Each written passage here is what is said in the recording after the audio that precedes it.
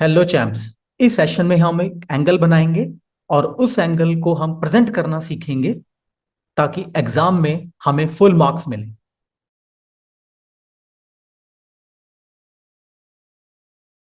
तो यहां हमें क्वेश्चन दिया है, एंगल बी हमें बनाना है 45 डिग्री बाय बाइसेक्टिंग मेथड से। हमें बेस लाइन दी है 6 सेंटीमीटर। मैं दोबारा से बता रहा हूं, बेस लाइन को हम इनिशियल लाइन भी बोलते हैं। और क्वेश्चन में लिखा है हमें वैल्यूज को मार्क करना है और आंसर भी लिखना है। तो चैम्प्स, इस क्वेश्चन को जरा ध्यान से समझिएगा आप, ताकि कोई गलती ना हो जाए। तो इसको करने के लिए सबसे पहले मैं एक लाइन ड्रॉ करने जा रहा हूं और ये लाइन है हमारे पास 6 सेंटीमीटर की। अब लाइन को मार्क करते हुए आपको ध्यान देखना है, हमें एंगल बी दिया है। तो जहां हमें एंगल बनाना है उसको हमें बी का नाम देना है। तो हम ए इधर लिखेंगे और बी इस तरफ लिखेंगे। और हमें कहा गया है बाइसेक्टिंग मेथड से, तो हमें इसमें कंपास का इस्तेमाल होगा। तो मैं कंपास में एक रैंडम वैल्यू ले रहा हूं। बी को सेंटर मारकर मैं एक आर्क लगा रहा हूं। ये मैंने एक आर्क लगा दिया है। ये आर्क जहां टच कर रहा है ए बी लाइन को, इसको हम नाम दे देते हैं एम। एम को सेंटर मानकर हम एक आर्क और लगाएंगे और इस आर्क को सेंटर मानकर एक आर्क हम और प्लेस करेंगे। इन दोनों आर्क्स को भी हम नाम दे देते हैं। मान लीजिए इसको हम नाम दे देते हैं M1, यहां पर और यहां पर। इसको नाम दे देते हैं हम M1 और इसको नाम दे देते हैं M2। ये आपके रेफरेंस के लिए मैं दे रहा हूं।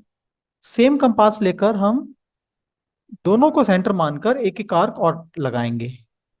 ये मैंने दोनों को सेंटर मानकर एक एक आर्क और लगा दिया। अब आप देख रहे हैं कि ये आर्क, दोनों आर्क एक दूसरे को यहां ओवरलैप कर रही हैं और इसको भी नाम दे देते हैं। मान लीजिए इसको हम नाम दे देते हैं O। ये हम 90 डिग्री का एंगल बना रहे हैं, क्योंकि 90 डिग्री जो होता है अगर उसका हाफ करें तो हमें मिल जाता है 45 डिग्री। तो हमें 90 डिग्री एंगल कैसे बनाना है ये समझ लीजिए आप। मैं इसको कंप्लीट लाइन नहीं बना रहा हूं, मैं इसको एक इमेजिनरी लाइन बना रहा हूं।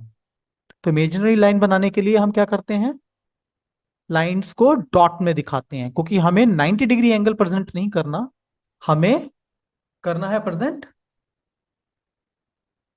45 डिग्री। तो अब हमारे पास एक पॉइंट और यहां पर क्रिएट हो गया है, यहां पर। तो इस पॉइंट को एक नाम दे देते हैं हम। मान लीजिए इसको नाम हम दे देते हैं Z। तो अब हमें जो 45 डिग्री बनाना है उसमें हमें कंपास लेना है, एक रैंडम मेजरमेंट लेना है, एक आर्क हमें लगाना है एम को सेंटर मानकर, ये मैं लगा रहा हूं यहां पर। और एक आर्क हमें लगाना है जेड को सेंटर मानकर। तो ये एक मैं एक आर्क और लगा रहा हूं। ये थोड़ा पहले वाला छोटा हो गया, इसको कंप्लीट कर देते हैं। और ये दोनों आर्क एक दूसरे को यहां ओवरलैप कर रही हैं। तो आइए इन दोनों को मिला देते हैं। तो बी को मैं इस आर्क के साथ मिलाने जा रहा हूं। अब आप यहां देखें, दोनों को आप अलाइन कर दीजिए और 90 डिग्री ऊपर से देखिए इसको और एक रे ड्रॉ कर दीजिए। अब चैम्प्स, हमारा 45 डिग्री एंगल रेडी हो गया है। अगर आप देखेंगे तो हमारे पास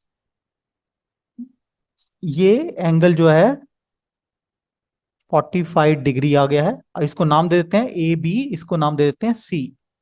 तो angle A B C 45 degree हमारे पास क्रिएट हो गया है। आप इसको मेजर भी कर सकते हैं। मैं एक डी से मेजर करके आपको दिखाता हूं, प्रोटेक्टर डी को लेकर। आप देखेंगे ये एग्जैक्टली 45 डिग्री एंगल हमें मिल गया है। अब हमें जो इंपॉर्टेंट बात है वो है इस एंगल को मार्क करना।